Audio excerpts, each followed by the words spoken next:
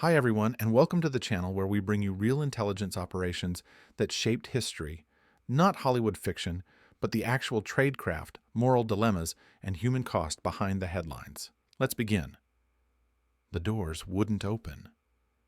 Jonathan Pollard pounded on the reinforced steel entrance of the Israeli embassy in Washington, his fists making dull thuds that echoed across the November night.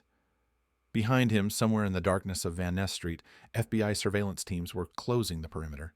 He could feel them tightening the circle, cutting off escape routes, boxing him in. He hammered again, harder this time, desperation turning his strikes erratic. The intercom crackled once, then went silent. No voice, no acknowledgement, just the hiss of dead air and the sound of his own ragged breathing. Inside the building, Israeli security personnel stood motionless, watching him through monitors, under strict orders. The doors stayed locked.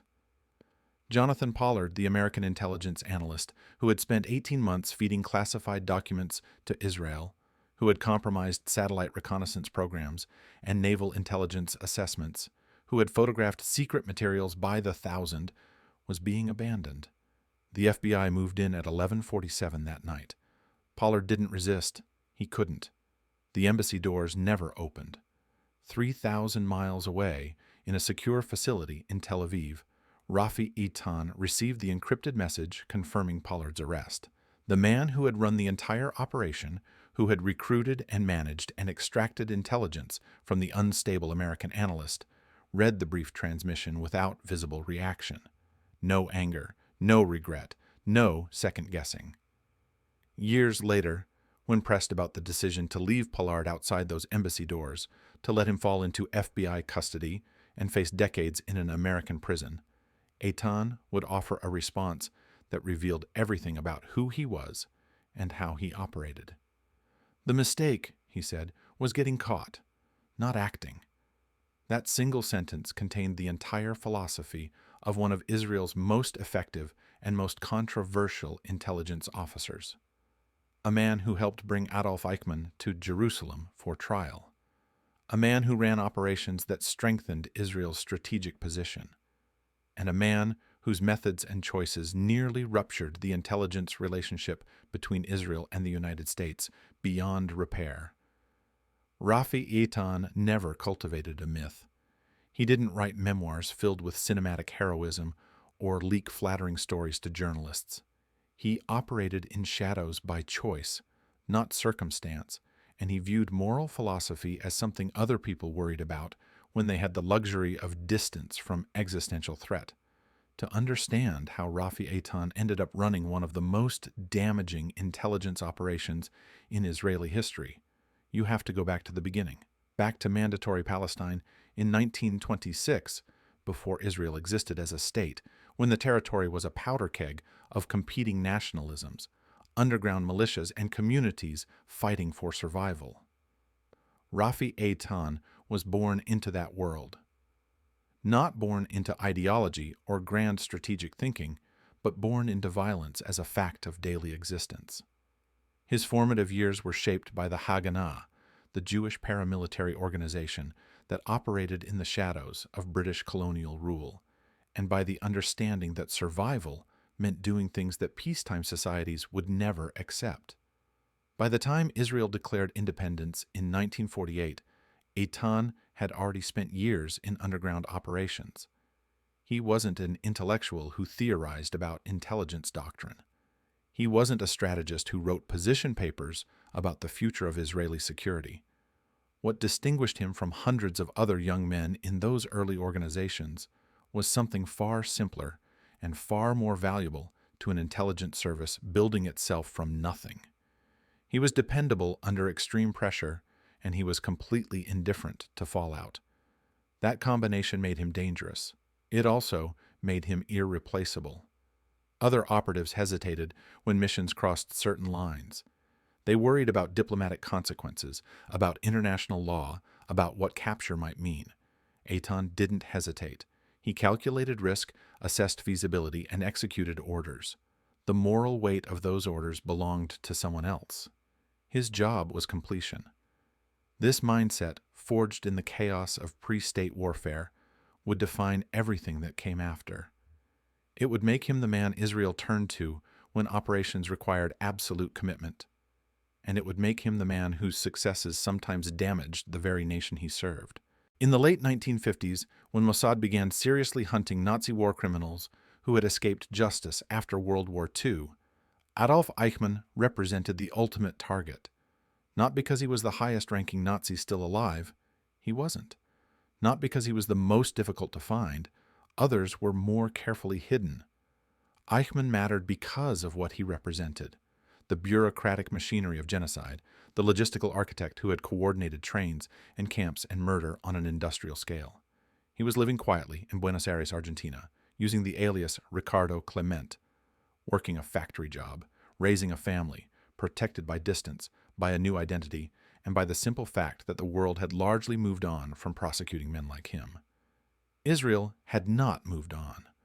When Mossad chief Isser Harel began planning the operation to capture Eichmann and bring him to Jerusalem for trial, he needed field operatives who could handle the brutal practicalities, men who could surveil a target in a foreign country for weeks without exposure, men who could execute a kidnapping on foreign soil without leaving witnesses, men who could extract a prisoner across international borders without triggering a diplomatic crisis.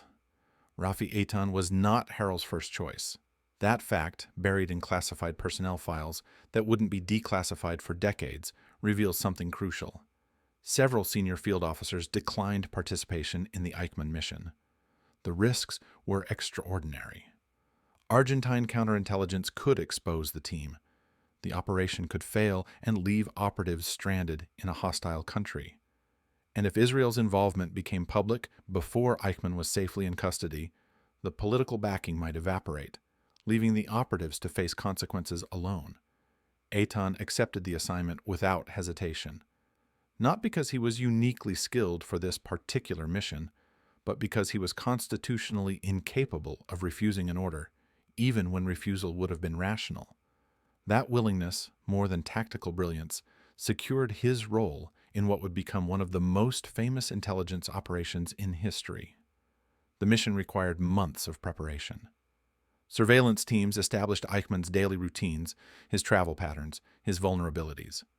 The extraction plan had to account for timing, for transportation, for creating a window where the target could be taken off the street and moved to a safe location without Argentine authorities realizing what had happened.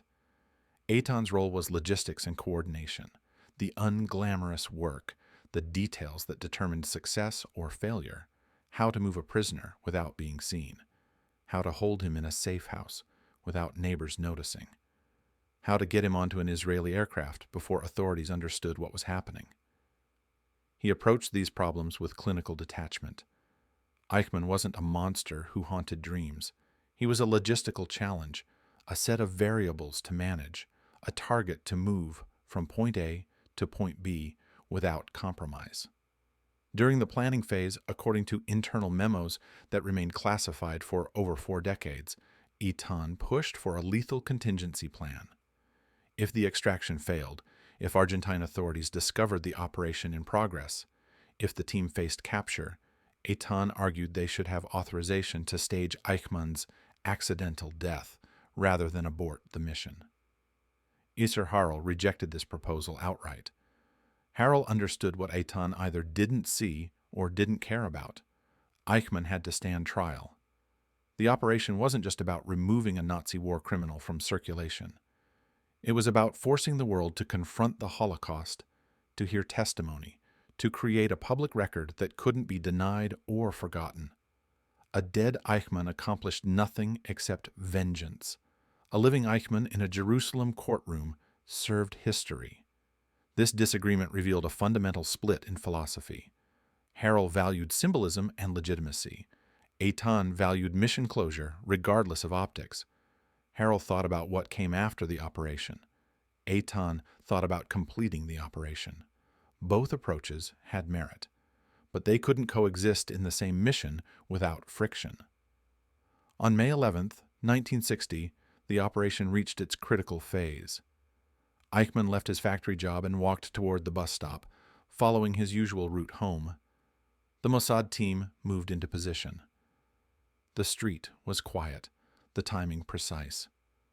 When Eichmann stepped off the bus and began walking the final stretch toward his house, the team executed the abduction with brutal efficiency. They pulled him into a vehicle before he could scream. They drove him to a safe house on the outskirts of Buenos Aires. They held him there for over a week while final preparations were made to smuggle him out of the country aboard an El Al flight scheduled to carry an Israeli delegation home after Argentina's Independence Day celebrations. Eitan later described these days with clinical precision. He noted Eichmann's cooperation, his resignation, his banality. No dramatic confrontations, no philosophical debates about guilt and responsibility, just a former Nazi bureaucrat in captivity, waiting to be transported to a trial he knew he couldn't escape. That description, banal, wasn't false modesty or deliberate understatement. It was revealing. To Eitan, Eichmann wasn't a symbol of ultimate evil, deserving theatrical hatred. He was simply a target who had been successfully acquired and was now being processed through the next operational phase. This ability to strip emotional content from morally loaded situations made Eitan extraordinarily effective. It also made him dangerous in contexts that required political sensitivity or alliance management. The operation succeeded, barely. Argentine authorities discovered the deception after Eichmann was already on Israeli soil, and the diplomatic fallout was severe. But Eichmann stood trial in Jerusalem. His testimony filled international headlines, and the Holocaust received renewed attention in courts and classrooms and public consciousness worldwide. Rafi Eitan's role in that success earned him credibility within Israeli intelligence that would last for decades. The man who helped bring Eichmann to justice, the operative who executed the impossible mission, the field officer who could be trusted with the highest stakes operations. That credibility became a shield. It protected him from scrutiny when his methods grew more aggressive, when his risk calculations became more reckless, when his disregard for consequences started threatening the very institutions he served. By the late 1970s, Eitan had transitioned from field operations to management roles within Israel's scientific intelligence apparatus. This was the coldest corner of espionage, the domain where ideology mattered less than leverage, and where the targets weren't enemy agents, but weapons technology, nuclear secrets, and strategic advantages that could shift regional power balances. Handlers occupy a unique position in intelligence hierarchies. They don't seek headlines or public recognition. They don't give speeches about values or write memoirs about their moral struggles. Their job is to recruit, pressure, manage, and exploit human beings, often breaking them in the process. And they believe this work is not only necessary but virtuous if it serves national security. Eitan was a handler by temperament and philosophy. He understood that intelligence work required using people, that assets were resources to be maximized, that emotional attachment or moral hesitation weakened operational effectiveness. This approach worked in certain contexts. When running agents against hostile intelligence services, when penetrating enemy organizations, when extracting information from individuals who posed genuine threats, Eitan's methods delivered results. He recruited aggressively. He exploited vulnerabilities without remorse. He extracted maximum intelligence value from every asset under his control. But intelligence work doesn't happen in a vacuum. It happens in a world of alliances and partnerships, of shared interests and mutual dependencies. Israel's survival didn't just depend on operational effectiveness.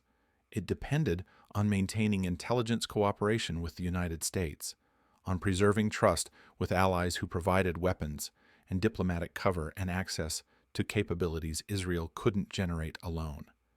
Eitan either didn't fully grasp these dynamics or didn't consider them his responsibility.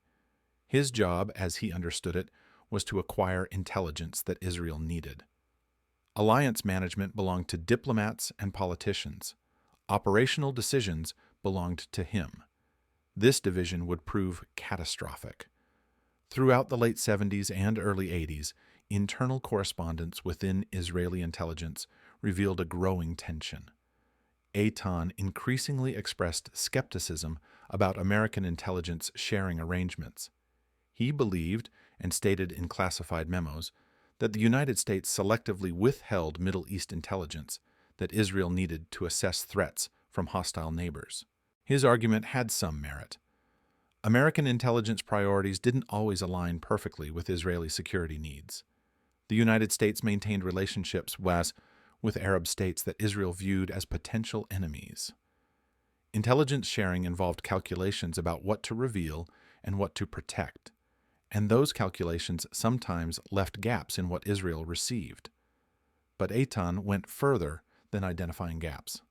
He characterized Israeli dependence on American intelligence analysis as strategic laziness, and argued that allies ultimately act in self-interest, not loyalty. Trust between intelligence services was, in his view, a comforting fiction that obscured the reality of national interest calculus. This belief system didn't emerge suddenly. It reflected assumptions Eitan had carried throughout his career, assumptions forged in pre-state underground warfare, where survival meant trusting no one outside your immediate circle. The idea that Israel could genuinely rely on foreign partners, even close allies, struck him as naive. If the United States wouldn't share everything Israel needed, and if Israel couldn't afford intelligence gaps that might mean the difference between security and catastrophe, then Israel had to acquire that intelligence through other means. Eitan didn't view this as betrayal. He viewed it as operational necessity.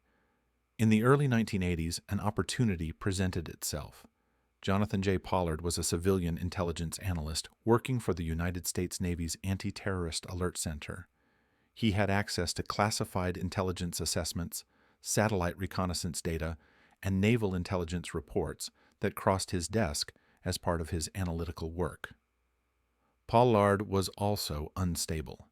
Psychological evaluations conducted during his background investigation had flagged concerns. He exaggerated his accomplishments, invented stories to make himself seem more important, and displayed emotional volatility that suggested poor judgment under pressure. These warning signs didn't prevent him from receiving security clearance, but they were noted in his personnel file.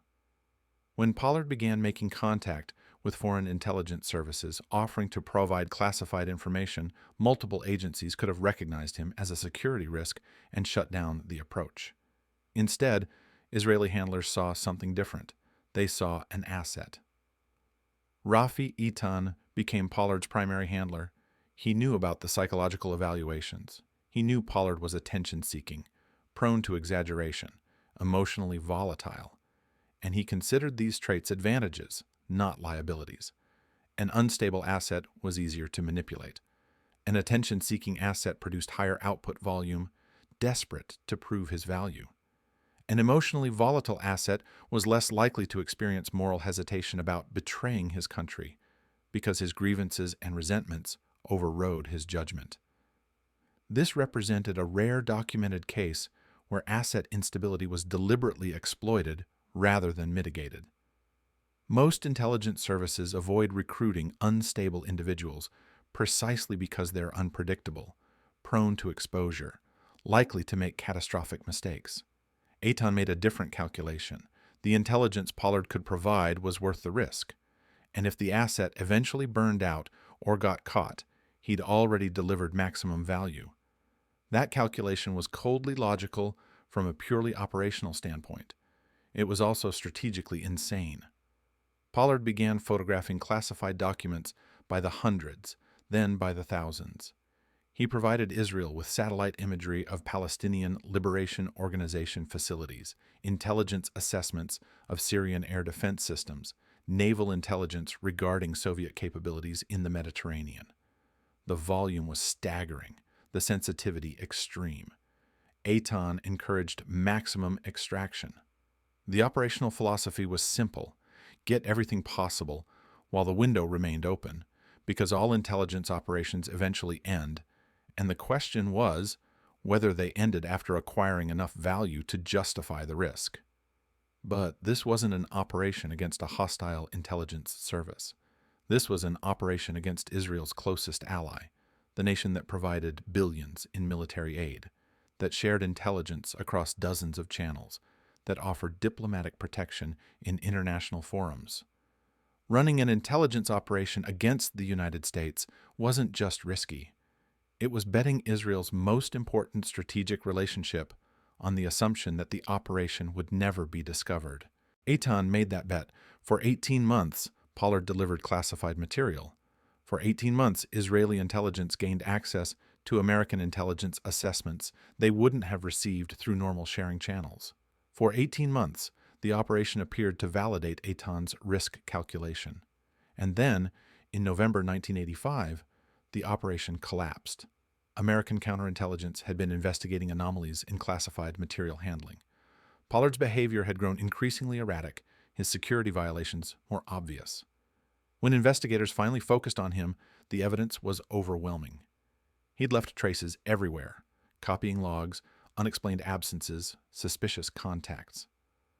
On November 21st, Pollard was confronted by Naval Investigative Service agents. He panicked.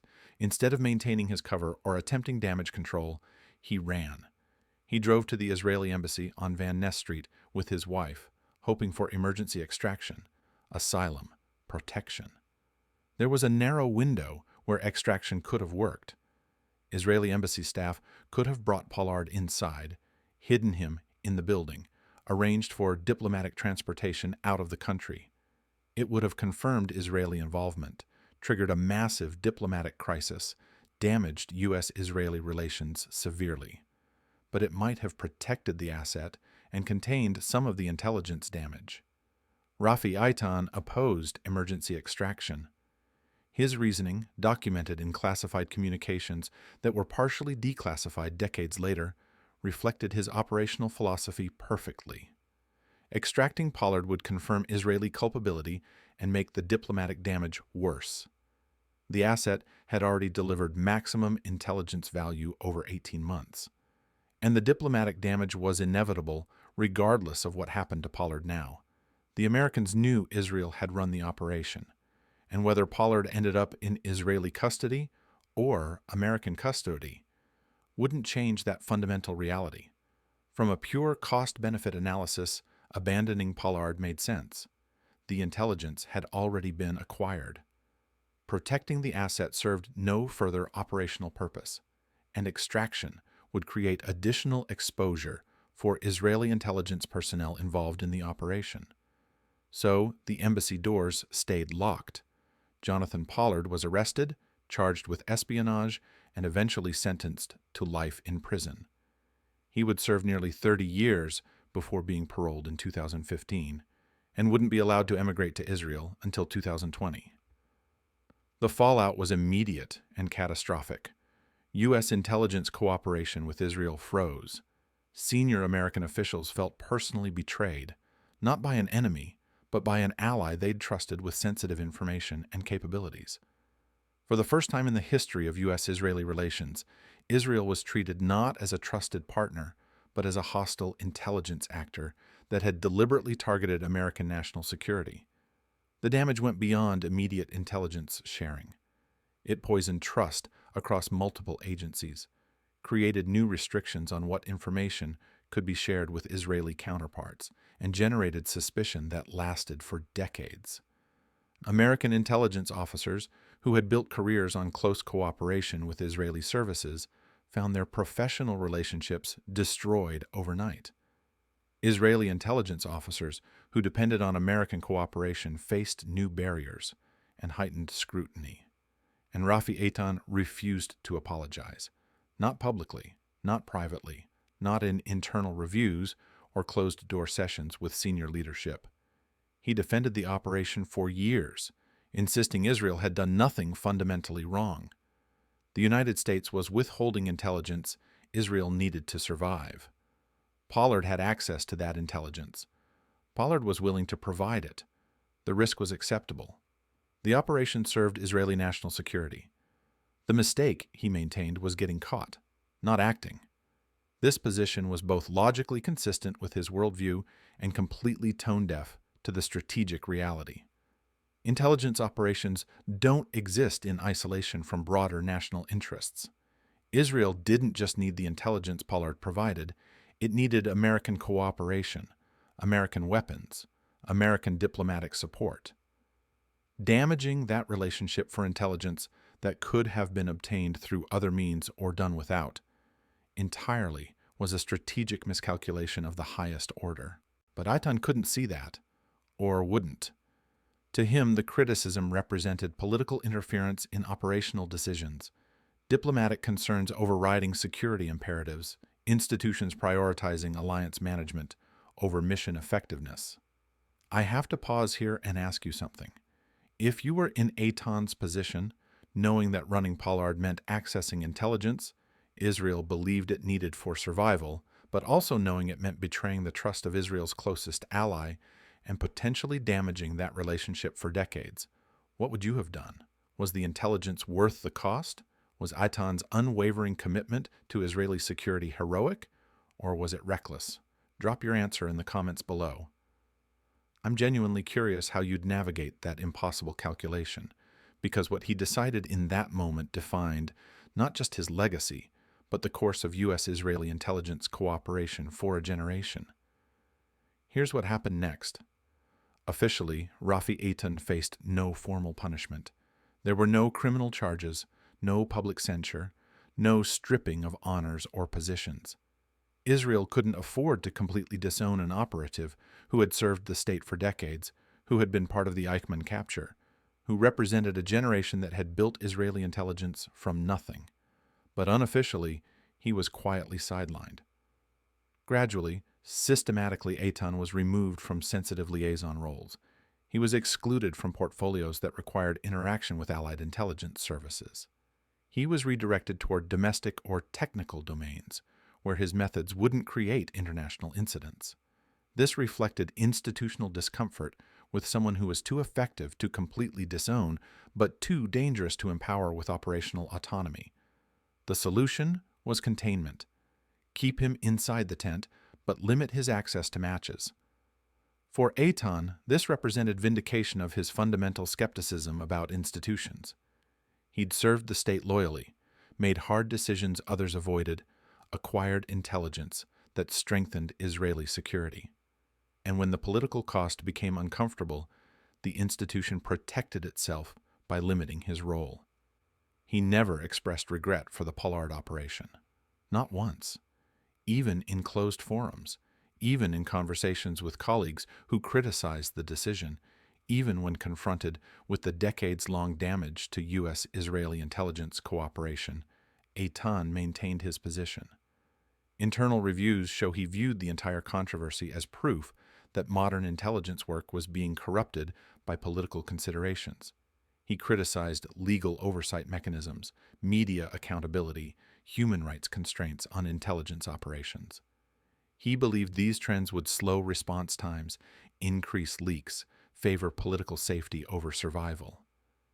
Many younger officers considered him a relic of a harsher era, someone whose methods belonged to the existential warfare of Israel's founding period, but had no place in an age of alliances and international cooperation. Some quietly agreed with him. In later years, Eitan entered politics, serving in the Knesset for a period. He remained exactly who he'd always been, blunt, unapologetic, unmoved by retrospective moral judgments. He didn't soften his positions or offer politically convenient reassessments. When asked about controversial operations, he defended them. When confronted with criticism, he dismissed it. This consistency had a certain integrity. He wasn't performing for audiences or crafting a legacy. He genuinely believed that survival justified extreme measures, that intelligence work required making decisions that comfortable people would never understand, that the operatives who did the ugly work of protecting a nation deserved respect, not sanctimony. Whether that belief system was right or wrong, whether it saved Israel or endangered it, remained an open question with no easy answer. Rafi Eitan died in March 2019 after a fall at the port of Ashdod.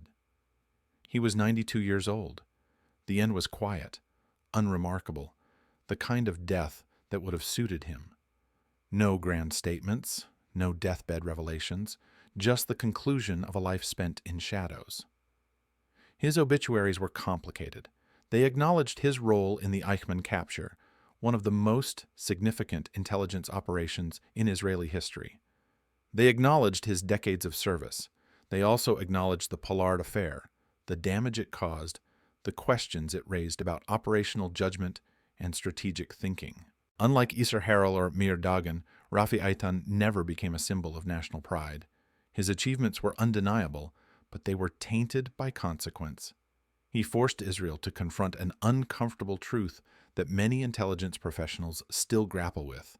Not every successful operation strengthens a nation. Some merely expose its limits. His personnel file, according to sources familiar with internal Mossad training, is still referenced in courses on operational management. Not as a model to emulate, but as a case study in what happens when effectiveness outruns restraint. The lesson attached to his name is direct and unambiguous. An operative who serves the state above the institution may ultimately weaken both.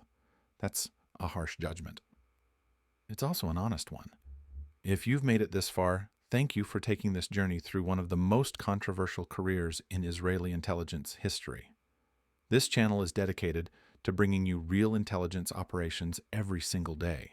Not the sanitized versions or the Hollywood myths, but the actual tradecraft, the genuine moral complexities, and the human cost of decisions made in impossible circumstances. If you haven't subscribed yet, now's the perfect time.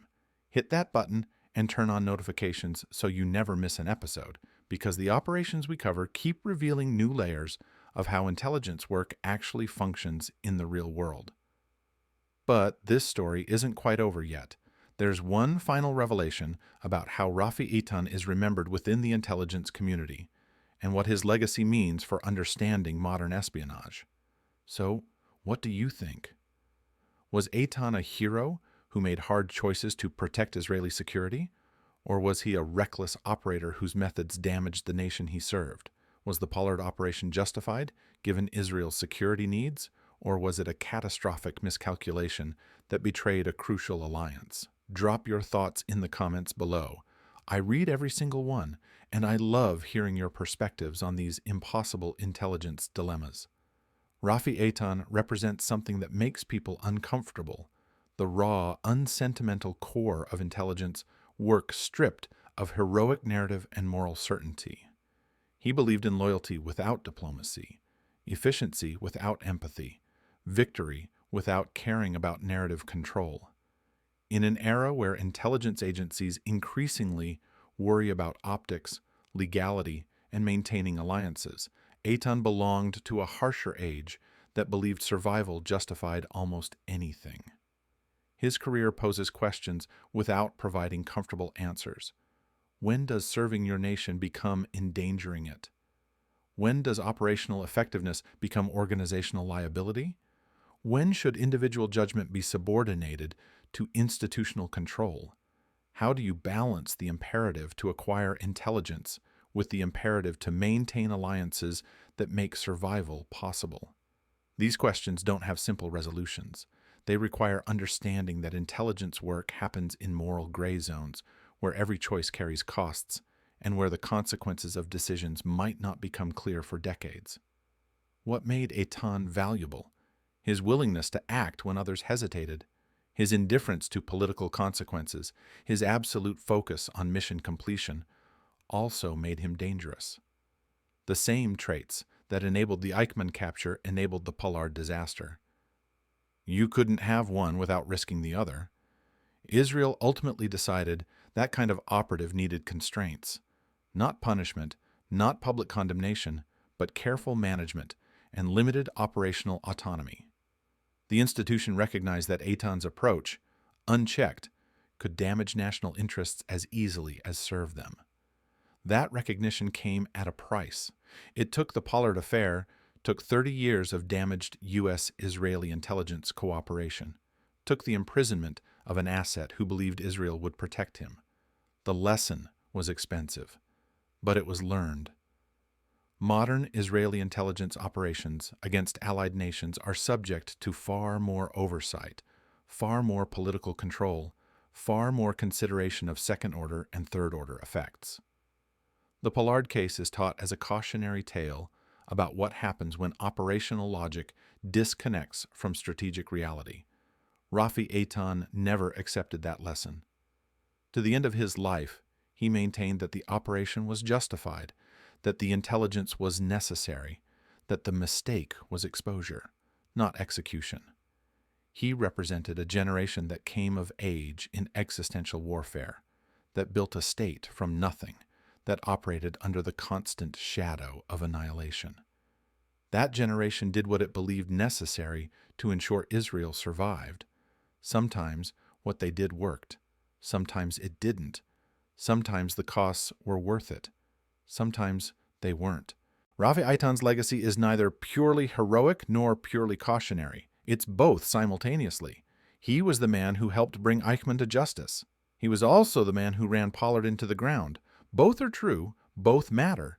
Neither cancels out the other. His story matters precisely because it offers no comfortable resolution. It forces confrontation with the reality that intelligence work requires people willing to make brutal decisions, and that those same people can make catastrophic mistakes. It asks whether nations can have security without operatives like Eitan, and whether they can survive with them. Rafi Eitan didn't care how history judged him. He cared that Israel endured.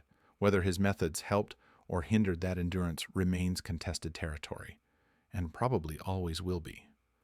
What's certain is this: he represented intelligence work at its most ruthlessly effective and its most strategically blind.